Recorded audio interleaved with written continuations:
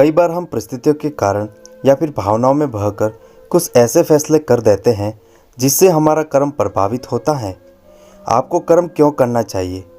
हम सभी व्यक्ति को अपना काम बड़ी निष्ठा और निस्वार्थ भावना से करना चाहिए। गीता में भी भगवान श्री कृष्ण ने कहा है कि कर्म करो लेकिन फल की चिंता मत करो, क्योंकि कर्म करना ही व्यक्ति के अधिकार में है, उसका फल नहीं। कई बार हम परिस्थितियों के कारण या फिर भावनाओं में बहकर कुछ ऐसे फैसले कर देते हैं जिससे हमारा कर्म प्रभावित होता है। आपको कर्म क्यों करना चाहिए, देखिए आगे वीडियो में। एक बार भगवान शंकर पृथ्वीवासियों पर कुपित हो गए और माता पार्वती को साक्षी मानकर संकल्प लिया कि जब तक पृथ्वीवासी नहीं सुधरेंगे तब तक वे शंख नहीं बजाएंगे। देव जानते थे कि शंकर भगवान शंख बजाएंगे तभी बरसात होगी। इससे घोर अकाल पड़ गया।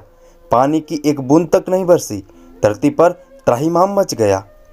ऐसे में एक दिन भगवान शंकर पार्वती आकाश में विश्राम कर रहे थे तो उन्होंने एक अजीब दृश्य देखा कि एक किसान भरी दोपहरी में चिलचिलाती धूप में खेत की जुताई कर रहा है।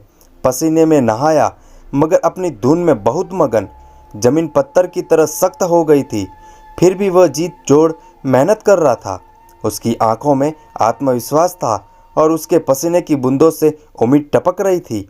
भोलेनाथ व पार्वती बदले हुए वेश में आकाश से नीचे उतरे और उससे कहा, अरे भाई, तू क्यों बेकार कष्ट कर रहा है? सूखी बंजर धरती में केवल पसीने बहाने से ही खेती नहीं होती।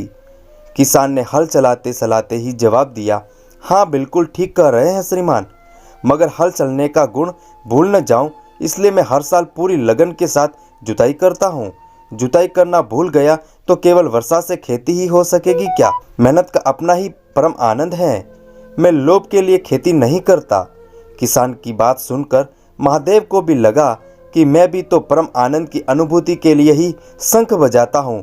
मुझे भी शंख बजा 1 बरस बीत गए, कहीं शंख बजाना भूल तो नहीं गया। उन्होंने तुरंत अपनी झोली से शंख निकाला और जोर से फूंका। चारों ओर बादल की घटाएं घुमंड पड़ी, बिजली चमकने लगी और जोरदार बारिश होने लगी। इस वर्षा के स्वागत में किसान के पसीने की बूंदें पहले ही खेत में गिरकर चमक रही थी। हमारा जो काम है उसे अपनी पूरी निष्ठा से बिना किसी लोभ लालच के करना चाहिए, इसी में परम सुख है। मित्रों, हमारी कहानी अगर आपको अच्छी लगी है तो एक अच्छा सा कमेंट करके कमेंट में हर हर महादेव लिखना ना भूले। जय महादेव।